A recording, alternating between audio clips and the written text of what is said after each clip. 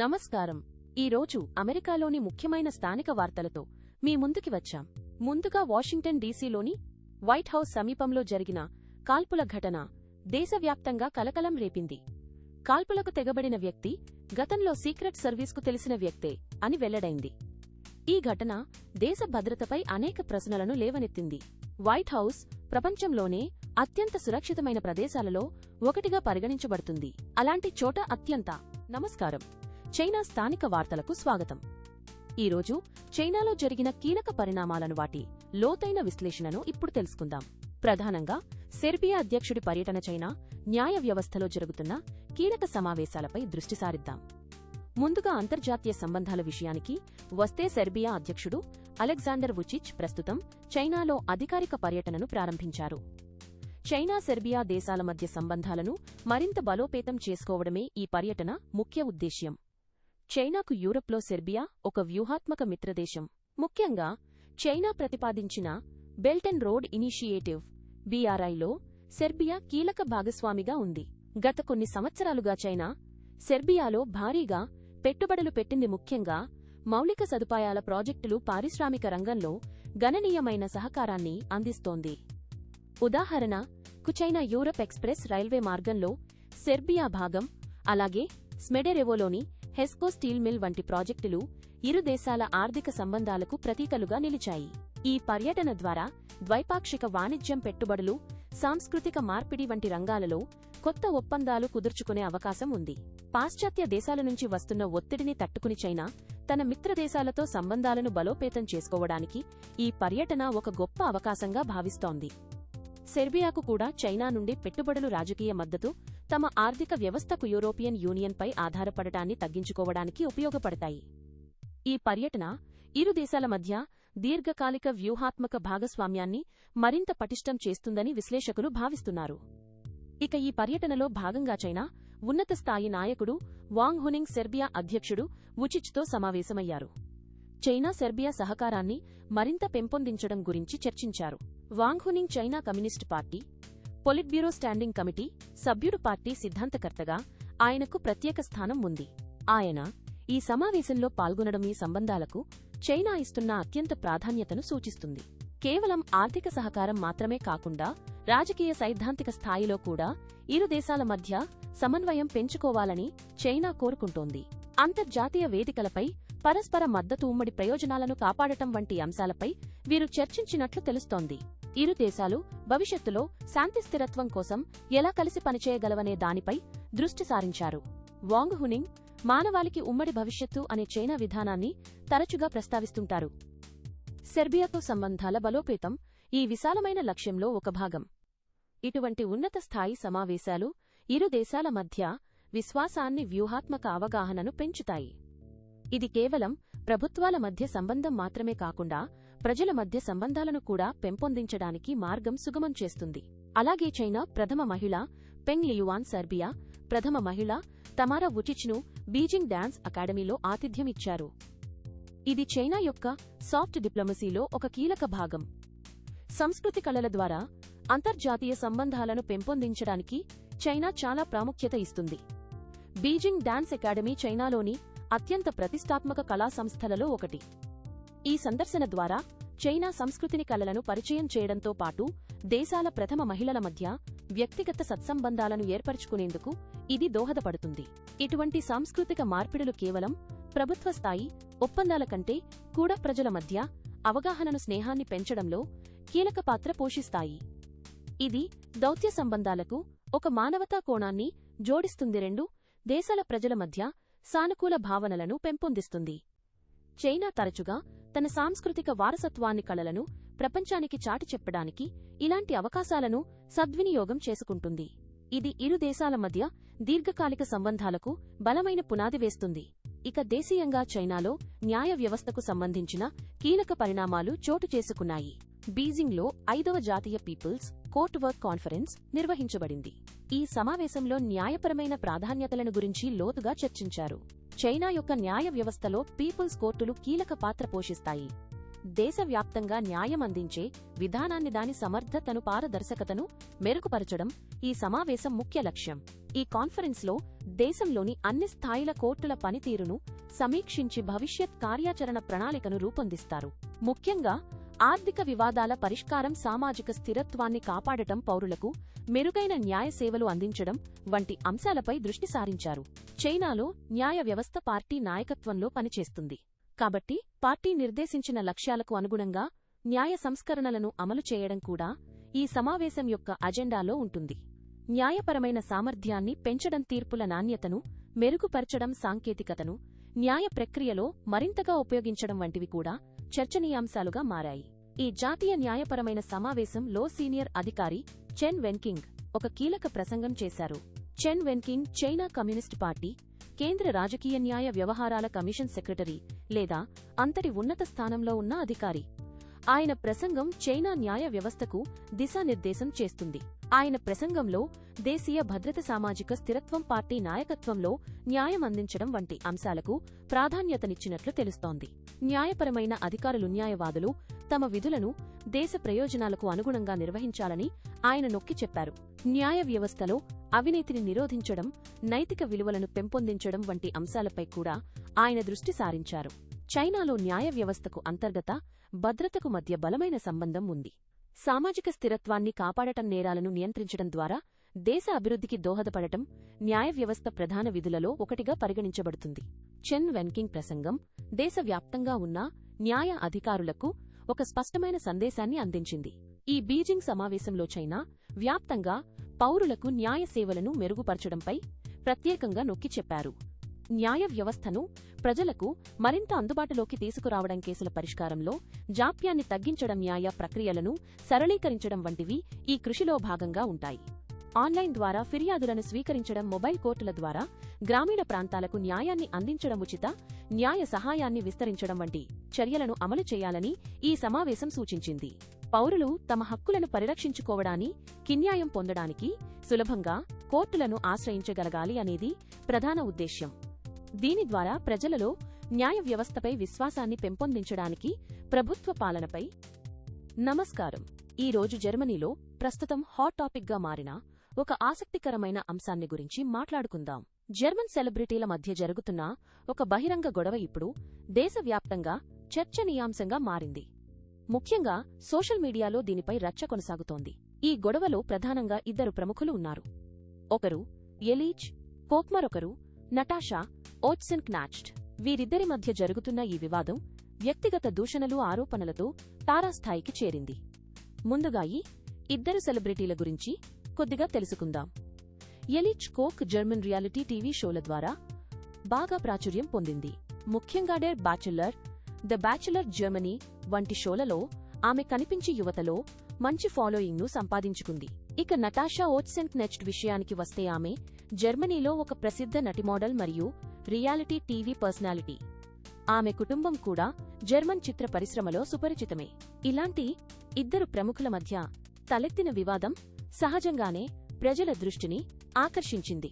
ఈ వివాదం ఎలా మొదలైందో స్పష్టంగా చెప్పాలంటే ఇది వారిద్దరి మధ్య గతంలో ఉన్న విభేదాలు, వ్యక్తిగత సంబంధాలు మరియు కొన్ని బహిరంగ వ్యాఖ్యల ఫలితంగా రాచుకుందని చెప్పాలి.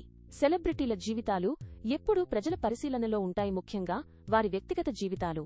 ఈ సందర్భంలో కోక్ మరియు ఓట్సెన్క్నాచ్డ్ మధ్య ఉన్న దూరం ఒక సాధారణ వాదనగా మొదలై క్రమంగా తీవ్ర వ్యక్తిగత పోరాటంగా మారింది. మొదట్లో చిన్న చిన్న వ్యాఖ్యలు, పరోక్ష విమర్శలతో మొదలైన ఈ గొడవ మీడియా దృష్టిని ఆకర్షించిన తర్వాత మరింత తీవ్రమైంది. ఈ గొడవలో అత్యంత ఆసక్తికరమైన మలుపు ఎప్పుడు వచ్చిందంటే ఎలీజ్ కోక్ ఒక సంచలన విషయాన్ని బయటపెట్టినప్పుడు. తన ఫోన్ కాంటాక్ట్స్ లో నటాషా ఓట్సెన్క్నాచ్డ్ ను వోల్డ్ మార్ట్ అనే పేరుతో సేవ్ చేసుకున్నట్లు కోక్ స్వయంగా వెల్లడించింది.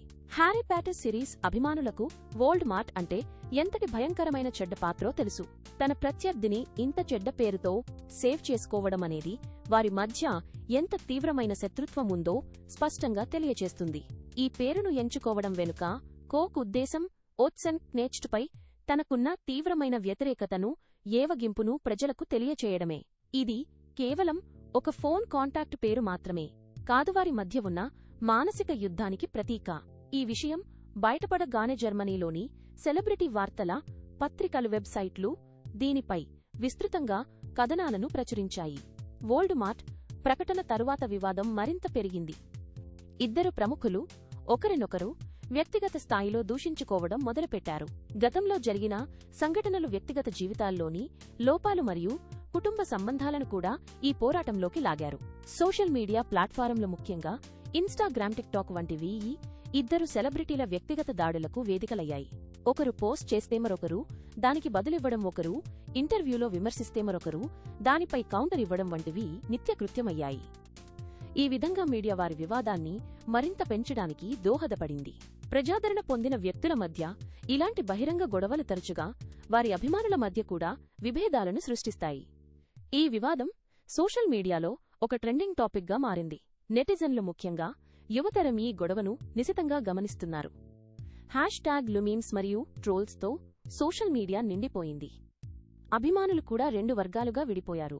కొందరు ఎలిచ్కోక్కు మద్దతు తెలుపుతుంటే మరికొందరు నటాషా ఓట్సెన్క్నెచ్ట్కు అండగా నిలుస్తున్నారు. కొందరు ఈ గొడవను వినోదాత్మకంగా చూస్తుంటే మరికొందరు సెలబ్రిటీలు ఇలా బహిరంగంగా ఒకరినొకరు దూషించుకోవడం సరికాదని విమర్శిస్తున్నారు. ఒకరి వ్యక్తిగత జీవితాలపై ఇలాంటి దాడులు వారి వృత్తి జీవితాలపై కూడా ప్రభావం చూపే అవకాశం ఉంది. ప్రజల దృష్టిని ఆకర్షించడానికి లేదా తమ పాపులారిటీని పెంచుకోవడానికి ఇలాంటి వివాదాలను సృష్టిస్తారా అనే అనుమానాలు కూడా కొందరిలో వ్యక్తమవుతున్నాయి. ఈ సెలబ్రిటీ వివాదం కేవలం వారిద్దరి వ్యక్తిగత విషయమే కాకుండా ఆధునిక మీడియా, సోషల్ మీడియా ప్రభావాలను కూడా హైలైట్ చేస్తుంది. ప్రజలు, ముఖ్యంగా అభిమానుల సెలబ్రిటీల జీవితాలను ఎంత దగ్గరగా అనుసరిస్తారో, వారి ప్రతి చర్యను ఎలా విశ్లేషిస్తారో ఈ సంఘటన స్పష్టం చేస్తుంది. ఇలాంటి వివాదాలు తరచుగా మీడియాలో ఎక్కువ సమయాన్ని తీసుకుంటాయి, ఇతర ముఖ్యమైన వార్తలను కప్పిపుచ్చుతాయి. ఏదేమైనా ఎలిచ్కోక్ మరియు నటాషా ఓట్సెన్క్నెచ్ట్ మధ్య జరుగుతున్న ఈ గొడవ జర్మనీలో ప్రస్తుతం ఒక హాట్ డిబేట్గా మారింది. ఈ వివాదం ఎప్పుడు ఎలా ముగుస్తుందో చూడాలి. దీనిపై మరిన్ని వివరాలు తెలియాలంటే వేచి చూడాల్సిందే. మొత్తంగా జర్మనీలో సెలబ్రిటీల మధ్య జరుగుతున్న ఈ గొడవ సామాన్య ప్రజల నుంచి ప్రముఖుల వరకు అందరి దృష్టిని ఆకర్షించింది. సోషల్ మీడియాలో ఈ రచ్చ నిత్యం కొనసాగుతోంది. ఈ వివాదం ఎలాంటి మలుపులు తిరుగుతుందో, దాని పర్యవసానాలు ఏ విధంగా ఉంటాయో వేచి చూద్దాం. ఇక ఈ వార్తలతో ఈ రోజు వార్తా ప్యాకేజీని ముగిస్తున్నాం. నమస్కారం. జపాన్ నుండి తాజా వార్తలతో మీ ముందుకు. జపాన్లో వర్షాకాలం ప్రవేశించడంతో వాతావరణ శాఖ దేశవ్యాప్తంగా అప్రమత్తంగా ఉండాలని హెచ్చరికలు జారీ చేసింది. ముఖ్యంగా క్యుషు ప్రాంతంలో మే 27వ తేదీన కుంభవృష్టి కురిసే అవకాశం ఉందని ఆ ప్రాంత ప్రజలు అత్యంత అప్రమత్తంగా ఉండాలని అధికారులు సూచించారు. జపాన్లో సాధారణంగా మే చివరి వారం లేదా జూన్ మొదటి వారంలో వర్షాకాలం ప్రారంభమవుతుంది. దీనిని త్సుయు అని పిలుస్తారు. ఈ వర్షాకాలం జూలై మధ్య వరకు కొనసాగుతుంది. ఈ కాలంలో తీవ్రమైన వర్షపాతం, ఉష్ణోగ్రతల తగ్గుదల, అధిక తేమతో కూడిన వాతావరణం నెలకొంటుంది.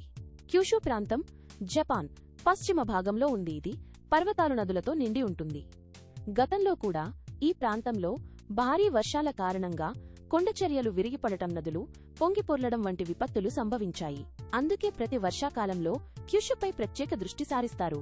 ఈసారి కూడాఫు, కుయోకా, కుమా మోటో, కగోషిమా వంటి ప్రాంతాలలో స్థానిక ప్రభుత్వాలు ముందస్తు జాగ్రత్త చర్యలు చేపడుతున్నాయి. ప్రజలు సురక్షిత ప్రాంతాలకు వెళ్లడానికి సిద్ధంగా ఉండాలని, అత్యవసర కిట్లను సిద్ధం చేసుకోవాలని విజ్ఞప్తి చేశారు. మే 28వ తేదీన జపాన్ అంతటా వర్షాలు కురిసే అవకాశం ఉందని వాతావరణ శాఖ తెలిపింది. వర్షాకాలం తీవ్రమవుతున్న కొద్దీ దేశంలోని చాలా ప్రాంతాలలో దైనందిన కార్యకలాపాలకు అంతరాయం కలగవచ్చు. రైలు, విమాన ప్రయాణాలలో జాప్యం ఏర్పడవచ్చు. నగరాలలో రోడ్లపై నీరు నిలిచిపోవడం వంటి సమస్యలు తలెత్తే అవకాశం ఉంది. జపాన్లో వర్షాకాలం వ్యవసాయానికి, ముఖ్యంగా వరి సాగుకు ఎంతో ప్రయోజనకరమైనప్పటికీ అతివృష్టి పంటలకు నష్టం కలిగిస్తుంది. కాబట్టి రైతులు కూడా అప్రమత్తంగా ఉండాలని సూచించారు. దేశవ్యాప్తంగా ప్రజలు గొడుగులు, రెయిన్ కోట్లు వంటి వాటిని సిద్ధం చేసుకోవాలని, బయటకు వెళ్లేటప్పుడు వాతావరణ సూచనలను పరిశీలించాలని అధికారులు కోరారు. ఇక వాతావరణ వార్తల నుండి కాస్త వినోదరంగం వైపు దృష్టి సారిద్దాం. జపాన్ టెలివిజన్ రంగంలో ఇప్పుడు ఒక కొత్త చర్చ నడుస్తోంది. మే 29వ తేదీన ప్రసారం కానున్న సోరే సునెతెరునో అనే ప్రముఖ షోలో యువతరాన్ని ఆకట్టుకుంటున్న తార అనో చానెలాగే అనుభవజ్ఞురాలైన నటి సరినా సుజుకి కలిసి కనిపించనున్నారు. ఈ ఇద్దరు తారల కలయిక కోసం ప్రేక్షకులు ఆసక్తిగా ఎదురుచూస్తున్నారు. అనో చాన్ తన విలక్షణమైన శైలిహాస్యం, అసంప్రదాయబద్ధమైన ఆలోచనలతో యువతలో ఎంతో ప్రాచుర్యం పొందింది. ఆమె ఒక గాయనిగా, మోడల్, టెలివిజన్ పర్సనాలిటీగా తనకంటూ ఒక ప్రత్యేక గుర్తింపును తెచ్చుకుంది. ఆమె మాటలు, చేష్టలు ఎల్లప్పుడూ సోషల్ మీడియాలో చర్చకు వస్తుంటాయి. మరోవైపు సరీనా సుజుకి జపాన్ వినోద రంగంలో దశాబ్దాలుగా ఉన్న ఒక ప్రముఖ వ్యక్తి. ఆమె నటిగా, గాయనిగా, టెలివిజన్ ప్రెజెంటర్గా తనకంటూ ఒక బలమైన స్థానాన్ని ఏర్పరచుకుంది. సొరే సునే అనేది ఒక ప్రముఖ టాక్ షో. దీనిలో అతిథులు తమ వ్యక్తిగత అనుభవాలను, అభిప్రాయాలను పంచుకుంటారు. కొన్నిసార్లు హాస్యంగా, మరికొన్నిసార్లు భావోద్వేగపూరితంగా తమ భావాలను వ్యక్తపరుస్తారు. అనో చాన్, సరీనా సుజుకి వంటి భిన్నమైన తారలు ఒకే వేదికపైకి రావటం వల్ల ఈ షోకు రేటింగ్స్ మరింత పెరుగుతాయని ప్రేక్షకులు విభిన్నమైన అభిప్రాయాలు, హాస్యాన్ని ఆస్వాదించవచ్చని నిర్వాహకులు ఆశిస్తున్నారు. వారిద్దరి సంభాషణలు, పరస్పర చర్యలు షోకు ప్రత్యేక ఆకర్షణగా నిలుస్తాయని విశ్లేషకులు భావిస్తున్నారు. ఈ ఇద్దరి తారలు జపాన్ పాప్ సంస్కృతికి రెండు వేర్వేరు తరాలకు చెందిన ప్రతినిధులుగా వారిద్దరి మధ్య ఎలాంటి చర్చలు జరుగుతాయో అని ఉత్కంఠ నెలకొంది. ఇక చివరగా ఒక చారిత్రాత్మకమైన, వినూత్నమైన కార్యక్రమం గురించి. జపాన్ ప్రఖ్యాత నటి కసుమి అరిమురా హనేడా విమానాశ్రయంలో జరిగిన ఒక ప్రత్యేకమైన సినిమా సహకార కార్యక్రమంలో పాల్గొన్నారు.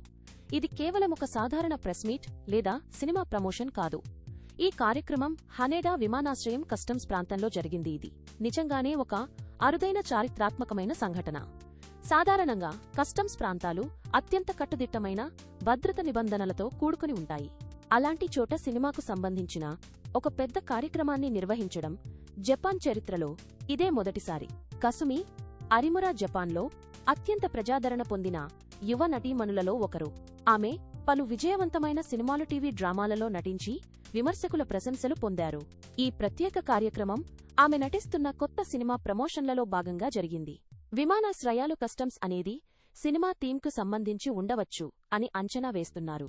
ఈ కార్యక్రమం కేవలం సినిమా ప్రమోషన్లకు మాత్రమే పరిమితం కాకుండా జపాన్ విమానాశ్రయాలు కూడా సాంస్కృతిక కార్యక్రమాలను ప్రోత్సహించడానికి సిద్ధంగా ఉన్నాయని, ఇది జపాన్ కల్చరల్ టూరిజంకు కూడా పరోక్షంగా దోహదపడుతుందని విశ్లేషకులు అభిప్రాయపడుతున్నారు.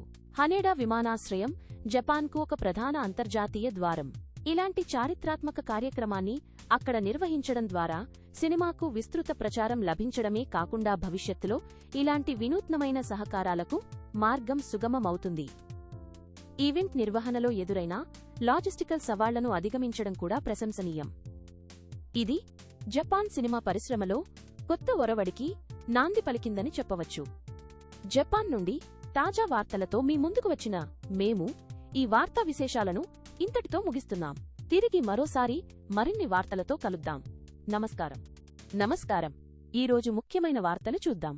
పశ్చిమ బెంగాల్ రాజకీయాల్లో తాజా పరిణామం కలకలం రేపుతోంది. రాష్ట్రంలో అధికార తృణమూల్ కాంగ్రెస్ టీఎంసీ పార్టీకి ఫాల్టా స్థానిక ఎన్నికల్లో ఊహించని పరాజయం ఎదురైంది. ఇది కేవలం ఒక స్థానిక ఎన్నికల ఫలితం మాత్రమే అయినప్పటికీ దీని పర్యవసానాలు చాలా లోతుగా ఉంటాయని రాజకీయ విశ్లేషకులు భావిస్తున్నారు. పశ్చిమ బెంగాల్లో స్థానిక సంస్థల ఎన్నికలు ఎల్లప్పుడూ కీలక పాత్ర పోషిస్తాయి. ప్రభుత్వ పనితీరు, ప్రజల నాడిని అంచనా వేయడానికి ఇవి ఒక బారోమీటర్ లాంటివి. ఫాల్టాలో ఓటమి టీఎంసీ యొక్క పట్టును సడలించిందని, ప్రతిపక్షాలకు ఒక కొత్త ఆశను కల్పించిందని చెప్పవచ్చు. ముఖ్యంగా రాబోయే రాష్ట్ర ఎన్నికలు, జాతీయ ఎన్నికలకు ముందు ఈ ఫలితం టీఎంసీ నాయకత్వానికి, వారి వ్యూహాలకు పెద్ద సవాలుగా మారింది. స్థానిక స్థాయిలో ప్రజల మద్దతును కోల్పోవడం పార్టీకి దీర్ఘకాలికంగా నష్టం కలిగించవచ్చు. ఇది పార్టీ అంతర్గత సమీకరణాలపై కూడా ప్రభావం చూపుతుంది. ఇక ఫాల్టా పరాజయం టీఎంసీ యువ నాయకుడు, ముఖ్యమంత్రి మమతా బెనర్జీ మేనల్లుడు అభిషేక్ బెనర్జీ యొక్క డైమండ్ హార్బర్ నమూనాపై తీవ్ర పరిశీలనకు దారితీసింది. అభిషేక్ బెనర్జీ తన డైమండ్ హార్బర్ నియోజకవర్గంలో అనుసరిస్తున్న రాజకీయ వ్యూహాలు, పాలనా విధానాలు రాష్ట్రంలో ఒక మోడల్గా పరిగణించబడ్డాయి. అయితే ఫాల్టాలో ఎదురైన ఈ ఓటమి ఆయన నాయకత్వంలో లోపాలను, పార్టీ బలాన్ని ఎక్కువగా అంచనా వేయడాన్ని సూచిస్తున్నాయని విశ్లేషకులు అభిప్రాయపడుతున్నారు. ఫాల్టా ప్రాంతం డైమండ్ హార్బర్ లోక్సభ నియోజకవర్గంలోనే ఒక భాగం లేదా దానికి సమీపంలో ఉంటుంది. అందువల్ల ఇక్కడ వచ్చిన ఈ ప్రతికూల ఫలితం అభిషేక్ బెనర్జీ వ్యక్తిగత ప్రతిష్టను, ఆయన భవిష్యత్ రాజకీయ ప్రస్థానాన్ని ప్రశ్నిస్తోంది. పార్టీలో ఆయన పాత్రను, వ్యూహాత్మక నిర్ణయాలపై ఆయన ప్రభావం ఎలా ఉంటుందో వేచి చూడాలి. ఈ ఓటమి టీఎంసీ శ్రేణుల్లో ఆత్మవిమర్శకు దారితీసి భవిష్యత్ కార్యాచరణను పునఃసమీక్షించుకోవాల్సిన అవసరాన్ని గుర్తుచేస్తోంది. ఇది ప్రతిపక్షాలకు టీఎంసీని బలహీనపరిచేందుకు ఒక అవకాశంగా మారుతుంది. ఇక దేశ ఆర్థిక వ్యవస్థకు సంబంధించిన మరో ముఖ్యమైన వార్త. ప్రపంచవ్యాప్తంగా చము. నమస్కారం, అంతర్జాతీయ వార్తల్లోకి స్వాగతం.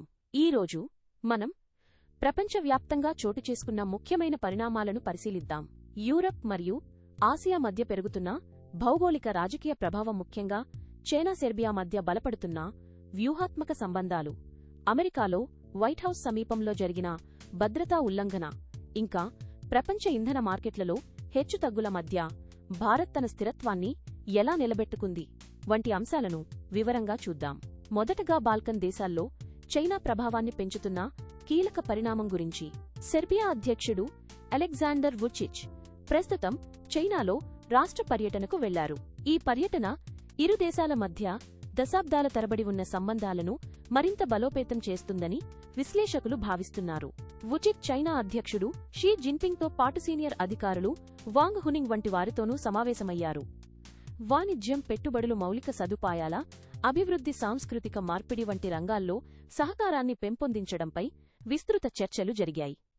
చైనాకు సెర్బియా యూరప్లో ఒక వ్యూహాత్మక భాగస్వామిగా మారింది. ముఖ్యంగా చైనా ప్రతిష్టాత్మక బెల్ట్ అండ్ రోడ్ ఇనిషియేటివ్ BRIలో సెర్బియా కీలక పాత్ర పోషిస్తోంది. ఈ ప్రాజెక్టు ద్వారా సెర్బియాలో రైల్వేలు, రోడ్లు, వంతెనల నిర్మాణంలో చైనా భారీగా పెట్టుబడులు పెట్టింది. ఇది సెర్బియా ఆర్థిక అభివృద్ధికి ఎంతగానో దోహదపడుతున్నప్పటికీ యూరోపియన్ యూనియన్, అమెరికా వంటి పశ్చిమ దేశాలు దీనిని చైనా భౌగోళిక రాజకీయ వ్యూహంగా చూస్తున్నాయి. బాల్కన్ ప్రాంతంలో తమ ప్రభావాన్ని విస్తరించుకోవడానికి చైనా ఈ మార్గాన్ని ఉపయోగిస్తోందని పశ్చిమ దేశాలు ఆందోళన వ్యక్తం చేస్తున్నాయి. సెర్బియా యూరోపియన్ యూనియన్లో చేరడానికి ప్రయత్నిస్తున్నప్పటికీ కోసోవో అంశం వంటి కొన్ని సున్నితమైన సమస్యలు అడ్డంకిగా మారాయి. ఈ నేపథ్యంలో సెర్బియా తన ఆర్థిక అభివృద్ధి, మౌలిక సదుపాయాల కోసం చైనా వైపు మొగ్గు చూపుతోంది. అంతేకాదు, సాంప్రదాయంగా రష్యాతో సన్నిహిత సంబంధాలు కలిగిన సెర్బియా ఇటీవల కాలంలో చైనాతో కూడా బలమైన బంధాలను పెంచుకుంటోంది. ఇది ప్రపంచ రాజకీయాల్లో సెర్బియాకు ఒక కొత్త వ్యూహాత్మక ప్రాధాన్యతను తీసుకొచ్చింది. ఈపై ప్రేక్షకులారా, గ్లోబల్ న్యూస్ డైజెస్ట్లో ఈరోజు వార్తా విశేషాలు ఇవి. మాతో ఇంతసేపు ప్రయాణించి ప్రపంచ పరిణామాలను తెలుసుకున్నందుకు మీకు హృదయపూర్వక ధన్యవాదాలు. మా వార్తల విశ్లేషణలు మీకు నచ్చినట్లయితే దయచేసి మా ఛానల్ను సబ్స్క్రైబ్ చేసుకోండి. అంతేకాకుండా మేము అందించే ప్రతి ముఖ్యమైన వార్త అప్డేట్ మీ వరకు త్వరగా చేరాలంటే పక్కనే ఉన్న గంట సింబల్ను కూడా నొక్కడం మర్చిపోవద్దు.